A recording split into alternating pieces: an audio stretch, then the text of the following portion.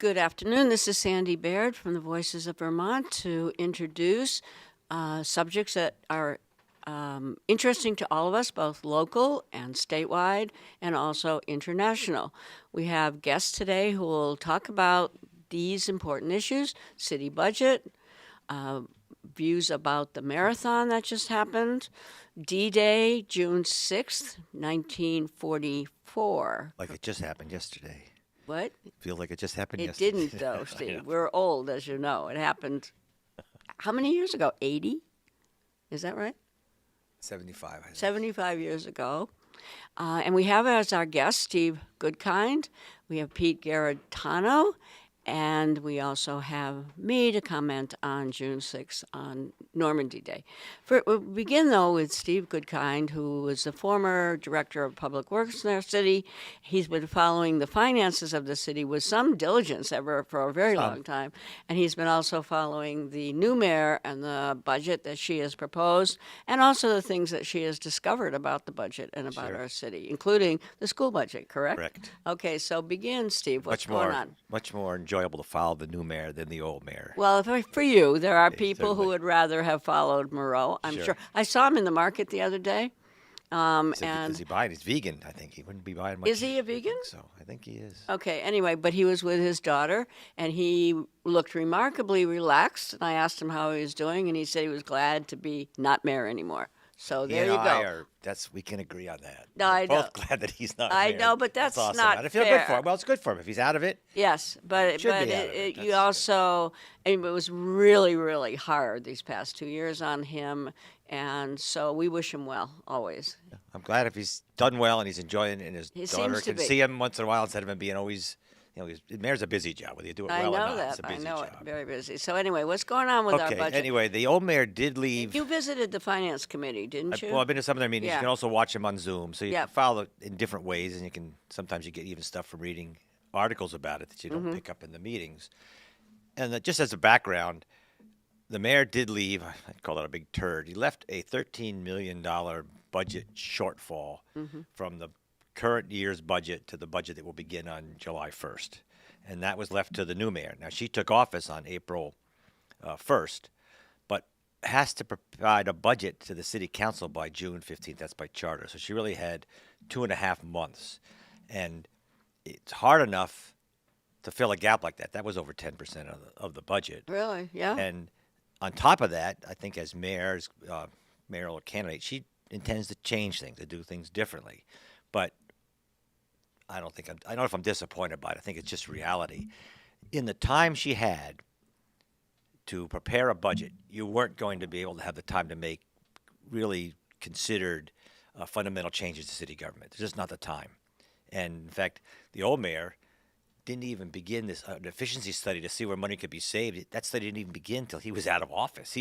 He's the one who arranged for it at the end, but didn't leave her anything to work with. There were no tools to work with other than what you had available at the time. There was no way to change things in a fundamental way.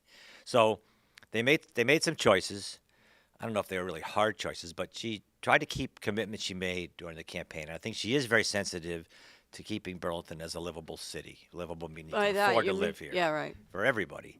And first thing she said was she wants to make sure there's public safety. Now, the voters had voted for a 3-cent public safety tax increase. Which what means, what would that be? Well, For the police? It's designated to be for police and fire, but what they really did, I think, was they just said we'll get more money for police and fire, and that money saved will go to funding other city departments. So it's kind of a bait and switch. People say, well, we could fund the police and fire with a special tax, but nothing says we have to. It isn't like these must be funded with a special tax. They don't have to have a special tax at all, but it was there. I remember when they first came up with it, the idea was to provide enhanced services for fire and police, not just to fund what's going on now, but to do something more. I don't think that's happening with this budget. No? I think it's basically you're substituting a tax for the police, and then that money that doesn't go to them any longer was going to go to other city departments. It did create more money. The mayor, the old mayor, wanted 5 cents. Eventually, they went with 3 cents, and Emma will go with 2 cents for now. She's really tried to hold the line on general city Okay. taxes. It's an old progressive principle that the worst tax is the property tax. Uh-huh. So that puts the greatest burden on the fewest people, the property tax. Because Burlington has, I used to think it was 40, but now they're saying up to 60% of the property is tax exempt. So that means 60% of the people living or working in Burlington aren't paying anything for police, aren't paying anything for fire.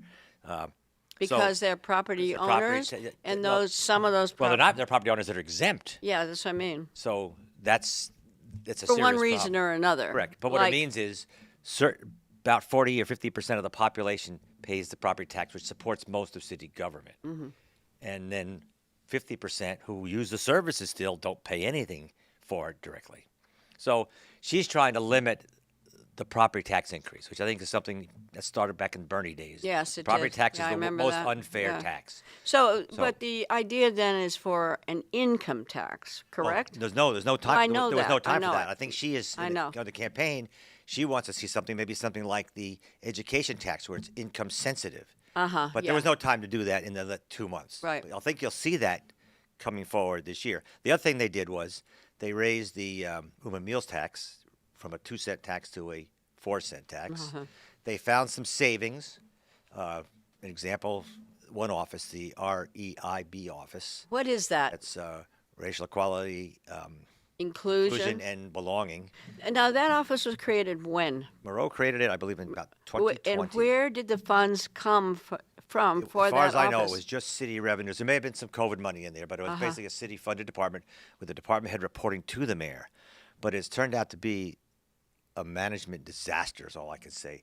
There's been all sorts of problems. The mayor, even though it was a direct report to him, just let it go to hell. And maybe it wasn't all his right. fault, but it went from 12 people at one time down to 12 people? 4. Yeah, And what were they in charge of? I'm not sure. I know they were in charge of Juneteenth celebration Which is coming up. coming up, and there's other stuff. In other that- words, no. But this was the city's response to people like who argued that the city was not paying attention enough to racial matters. I Correct? think it came about through the whole Black Lives Matter Yes, movement. right, This that's was the right. city's That's what I response thought to it. too. Correct. Right, It right. was, but it was just done in such a poor way and managed so poorly, and it's And the leadership was always questionable, wasn't questionable. And in fact, the last leader, I don't know if she's even fully. She said she was going to retire. I'm not sure, or resign. I'm not sure she's resigned yet, but she's never been there. it? Never.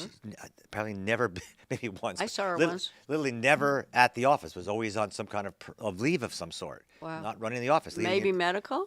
I think it was personal. Right. Leaving a lot for the few people that are remaining to try and hold the fort. Uh-huh. You got to give them credit for doing Yeah. something. A lot of the staff was gone. So it was a very dysfunctional department. But the good news was there's money to be saved because he didn't have to pay all those staff, and the positions remain unfilled at the moment. And one of the ways the mayor is saving money in the future is right now any position that's vacant isn't going to be filled. They can change that during the year. And I imagine positions that become vacant up to some point will not be filled.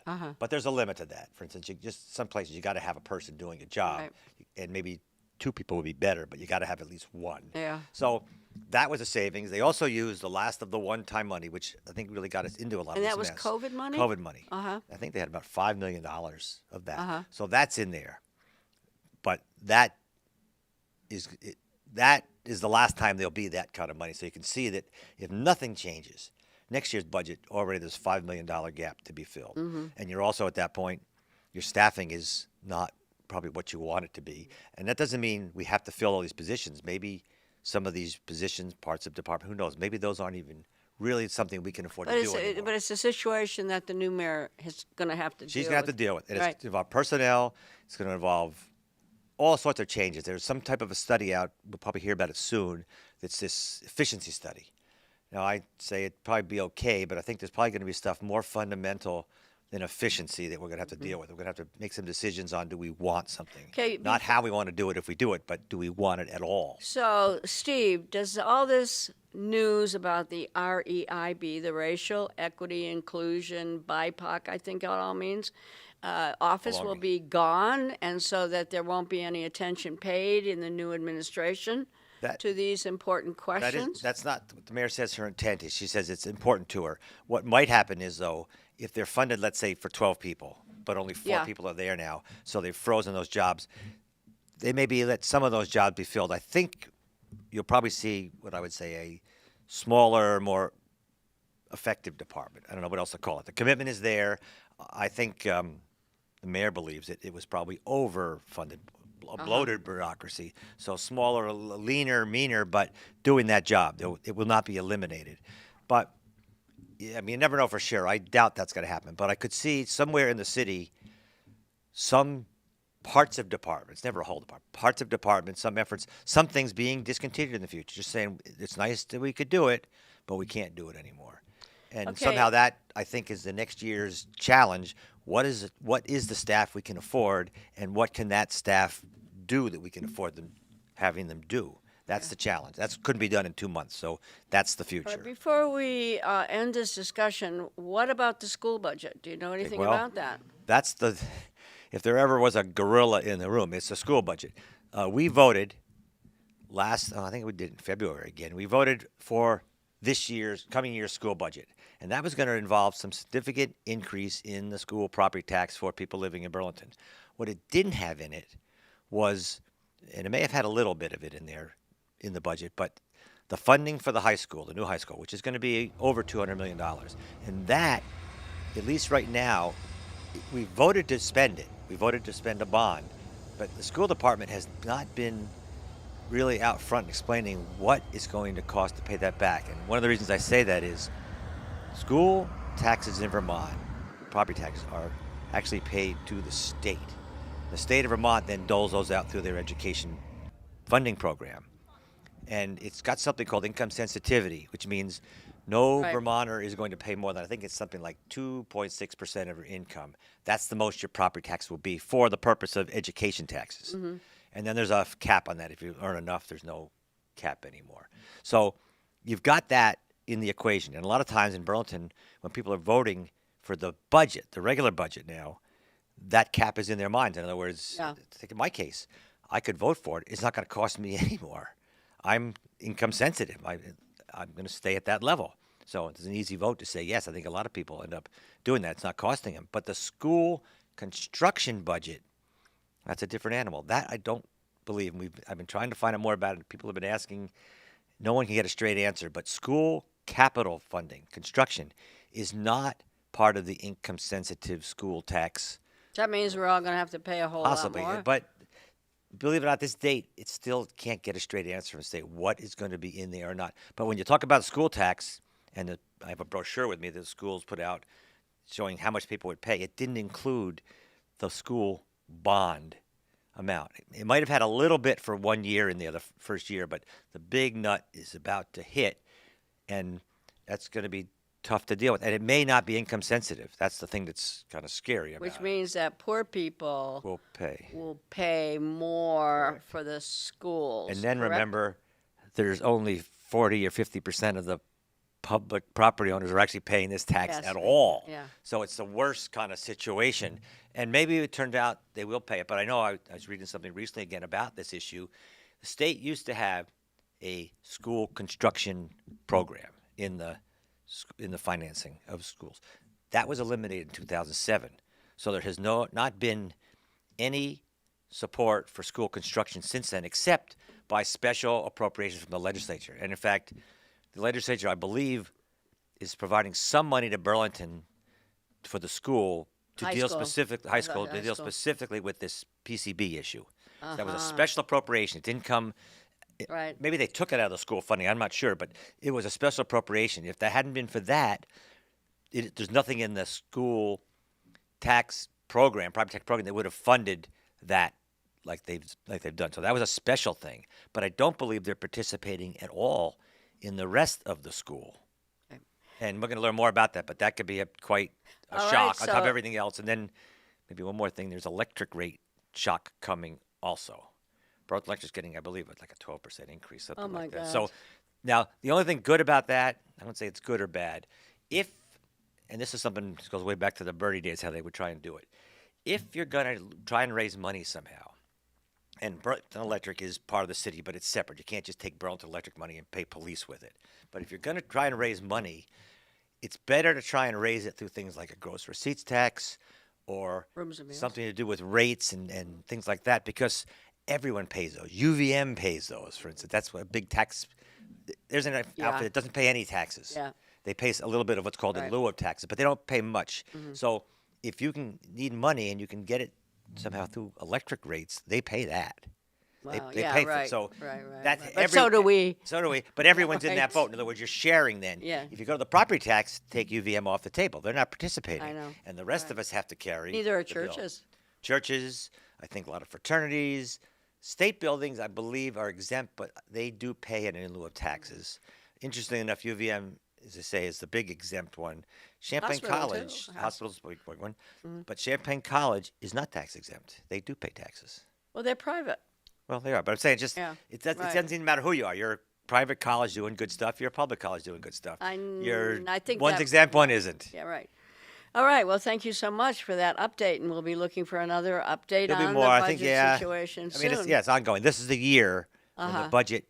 If she's going to change stuff, the mayor is going. This is the year that's going to evolve. Okay, So great. we'll have to see what happens. All right. Thank you. So thank you, Steve, and we'll see you soon.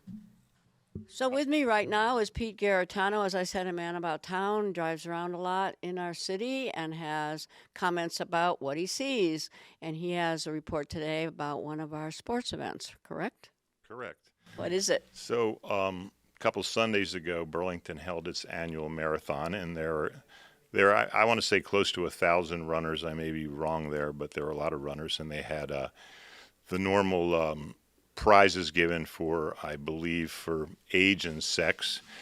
And I believe the top 26 places were men.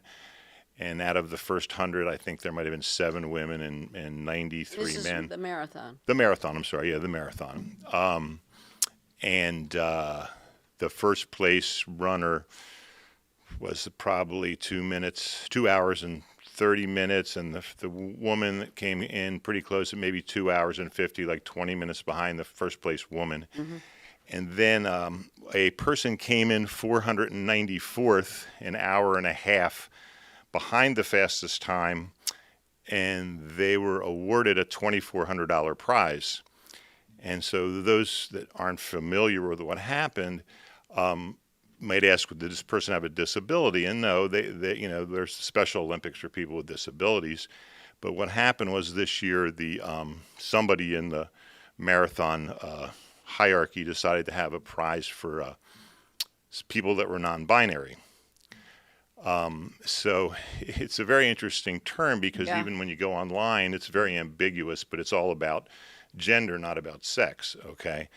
And certainly we all know from years and years of sporting events that men are going to be a little faster, a little stronger, and any competition involving has to do with physical activities generally is going to be won by men. I mean, you can see in this race, like I said, 93 of the top 100 times were won by men. So my question is, why was a prize given to something that had nothing to do with physical ability?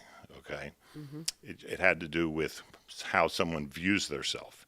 You could say, well, should there be separate? Go ahead. No, nothing. Go ahead. I'm sorry. Should there be separate categories? I mean, some people believe that there's 72 genders, so we should have 72 different categories. I mean, But others don't, right? well, others don't. Yeah. But I mean, what it would in effect do, if you can see, let's look from the Times, is that more prizes would be given to men, because if you had enough people in there, all the awards, you say, or if you just had this thing and said, okay, well, we'll have no categories, which would be the opposite. The same thing would happen. You'd give all the prize money to men, and this would be unfair. Because what your argument, I guess, would be is that men are physically stronger, period. Correct? Well, yeah, Right? it's not a real argument. It's a Yeah. fact. Yeah, I mean, it's right. a biological fact. I mean, men are on the average heavier, taller, stronger, more muscle mass. It's just the way it is. I mean, that's why they win these things. When I was growing up, it's a funny thing. I have very dark skin, and You're Italian, correct? I'm Italian, Southern Italian. but Southern Italian. But I went to a high school, believe it or not, in Delaware, Joe Biden state, where big high school, 1,500 kids. There were no actual black kids in our whole school. I was the darkest person in school, and I was treated as a black person. You were? How so? What do you mean? I had nicknames like Sambo, pretty bad. And I just put up with it. I mean, it's one of those things. What do you do, And And what would you say? People called you that? Or I what? just, what do you just let it? I mean, they were joking, but it's just the way it was. But because of my skin color, I never kind of viewed myself as a white person, because I'm obviously not white. And, when you would have those things in the old days, you'd have the box that would be Native American, white, black. I'd always felt like I can't, there's got to be other. Well, if there was other, I put other, but I would never. Really? Yeah, I would never. And how many people? Well, I would never check white. It didn't make sense. I mean, Black. But technically, I'm a white person or a Caucasian because I'm not black and I'm not Native Well, American. you're not you don't have African descent, Right, is right. what you're saying. DNA right? wise, right? DNA wise, I'm technically a white person, but I'm not. I couldn't go. Should I be able to go and say, all right, I've always felt like a black person. Should I be able to apply to college to special treatment that it's grants or money that's been set aside? And what we're dealing with here in this race is kind of the same thing in my mind, and it's happening in other sporting events, is that it's a women's rights thing, okay? Because women, if there's a certain amount of prize money and you're going to award the prize money in a physical event to something other than physicality, something that's in somebody's mind. I've always felt like a black person. Well, this doesn't change how fast I run, okay? I'm not really sure, I don't identify with being a man or a woman. Well, it has nothing to do with physicality. It has nothing to do with sex either. Oh, with sex, right. So you are either a man or a woman. That's determined at conception. That's genetics, isn't it? It's conception. They can find out in your womb with an ultrasound. So, and so the man is going to be faster, stronger, jump higher, all these things. But if you award extra prize monies that things that have nothing to do with sex, eventually it's going to all go to men because that's just what's going to happen. Because so next year, if they have the marathon again, it wasn't big news, but if they have the marathon again and they still have a category that has nothing to do with sex, or physical ability, really. or physical ability, ultimately there'll be con men come along that'll say, well, I'm not good enough to win the men's race. I came in 50th last year, but I certainly will win the non-binary race and I'll collect the $2,400. It's not small change. I mean, and that kind of stuff is happening in other areas that we read about, that, they're putting men in women's prisons and women are getting hurt. They're having men play in women's sporting events because they say they're women. And so it's not happening in the other direction. People are getting hurt, taking away But you don't prize money. see then a woman going to play male basketball, for instance. Because Caitlin Clark isn't going to sign up with the Lakers anytime soon. The new superstar for the She's so great. She's great. She's great, but she wouldn't score a point in the NBA. Is that right? Oh, yeah. Why? Because she's not tall enough? She's not tall enough. She's not fast enough. She's not strong enough. She would never get off a shot. And she doesn't try to either. Well, no, she wouldn't try to. But it's only happening in the other direction, including swimming, right? Including swimming. Leah Thomas, who won the championship. Won the championship. And somebody's got to put a stop to this because it's just hurting women. It's not happening the other way. Women aren't entering men's sports. Women aren't saying, hey, I want to go into a men's prison because I feel like a man and raping men. Okay, it's not happening. And it's hurting women. It's not, and this ideology or whatever it is. And I have nothing against people who feel different than other people. It has nothing to do with that. It's Bernie sent out a letter. I just got an email about protecting women's rights to have an abortion. And to me, this is at least as powerful or more powerful. There's a lot of women who are also arguing in your direction. Oh, yeah. Women athletes, young women athletes who are saying this has got to wrong. stop. Yeah. Right? And in fact, there's a lot of No, I know. Yeah, there's a lot of lesbian, gay, bisexual that kind of want to distance themselves in this particular category too, that don't agree with it. Certainly, the most famous of all, Bruce Jenner, does not believe that men should be playing in women's sports. So it's a very controversial it's topic. a controversial issue, and I hope Yeah. next year that the race excludes this category because it's not fair. There's a very powerful argument. I don't know who's going to win the argument. Well, however, that if a man feels that they were born really in the wrong body that they should be treated as women. That is the other argument, correct? That's Gender, fine. but I wouldn't use, it's a gender argument in that way, but it certainly isn't based on sex. Right. Right. There Right. seems We to be can- you can there prove seems to be a real distinction between gender and sex. Well, you can't. You can prove somebody's sex very easily, but you can't prove Right. what's in their head. Yeah, right. That's so true. what are Right. they going to do when next year, say, there's 100 people that enter that all say they're non-binary? They can't give them a blood test. They can't get. What are they Right. going to give them, a lie detector test? I mean, there's no way to know. determine. Somebody could be one day, and then after the race, they're going, just kidding, right? Yeah. Yes. So Well, it's. It's a very controversial subject, so I thank you for bringing it up. Okay, thanks for being here, Pete. right. More next month. Nearly 10,000 heroes buried side by side, officers and enlisted, immigrants and native-born, different races, different faiths, but all Americans. All served with honor when America and the world needed them most. Millions back home did their part as well. From coast to coast, Americans found countless ways to pitch in. They understood our democracy is only as strong as all of us make it together. The men who fought here became heroes, not because they were the strongest or toughest or most fiercest, although they were, but because they were given an audacious mission, knowing, every one of them knew, the probability of dying was real. But they did it anyway. They knew, beyond any doubt, there are things that are worth fighting and dying for. This is June 6th of 2024. On June 6th, 1944, many, many years ago, the United States, with its allies, particularly the Canadians, entered Europe to liberate Western Europe from the occupation by the Nazis or by the Germans or the German Nazis who were occupying Western Europe as we were involved in World War II. It's a very important day because that was the day, essentially, that World War II began to close and end, at least on the Western Front. The war continued, however, in Asia, particularly with the United States, battles against the Japanese Empire.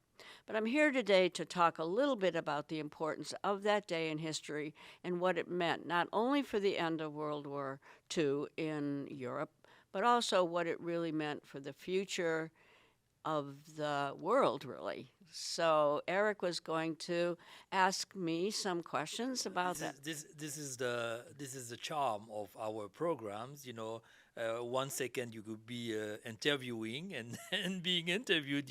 Right. This is a collective of reporters, citizen journalists that go around the city, but the states and maybe the world to bring issues that are pertinent to our lives. To our lives, right. Yeah. Sandy, my first question would be: how did the success of D-Day shape the post-World War? It was so important to remember something. On D-Day in 1944, the United States was allies with the Soviet Union. So this was not just the liberation of Western Europe. The Russians were very active in liberating Eastern Europe as well.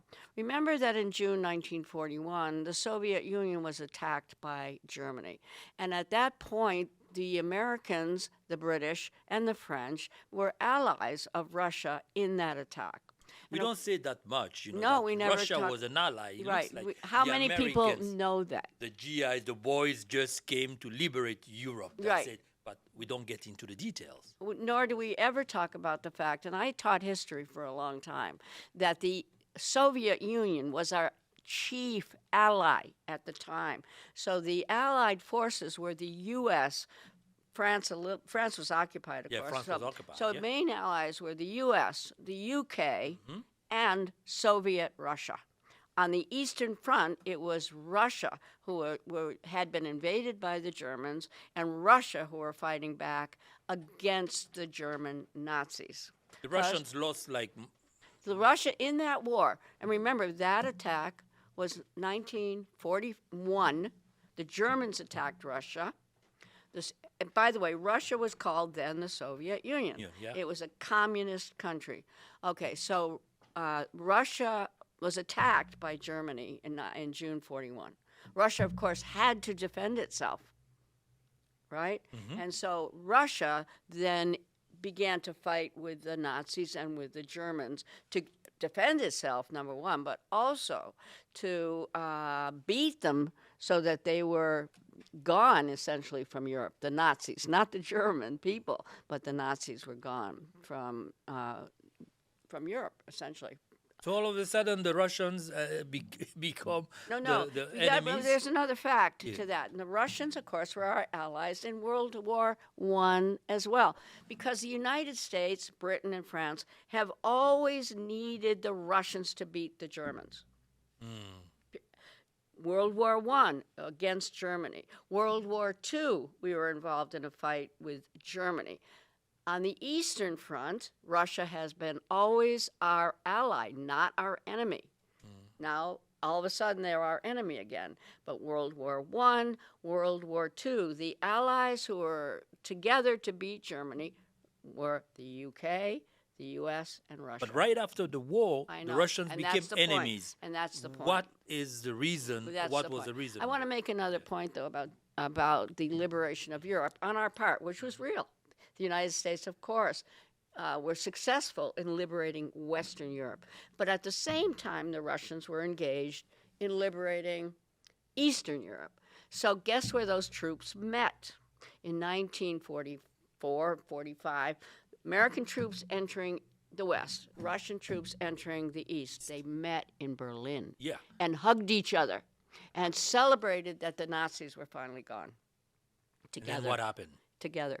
Immediately, again, the United States, I think, and of course this is controversial, other people think the Russians started it, but immediately the Cold War begins. And I'll give you the perfect example of that. Okay, there was a new world order. Guess who won World War II? The only power that could say it won, really, was which one? The Russians? No. No, I mean States. United States. World Right. War One, or Both. two, both. Yeah. Both. Okay, so the Russians, you could argue that they were successful in their because they caused the Germans to be gone, or the Nazis. But it could be a matter of perspective and Yes. propaganda, Yes. because the Russian can say we also won. I know. I'm saying two things. Yeah. One, the United States clearly liberated Western Europe from the Nazi occupation with the Canadians. With the And with the- British yes. also. So Okay. is it those the three? U.S. or it's a coalition? Those three liberated Western Europe. Okay.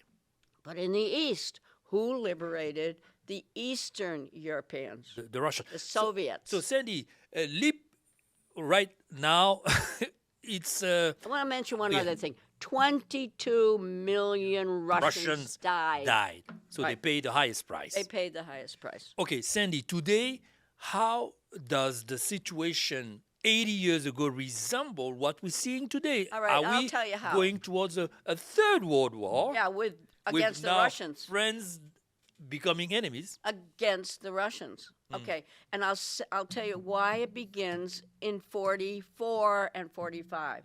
In 47, guess what alliance was formed?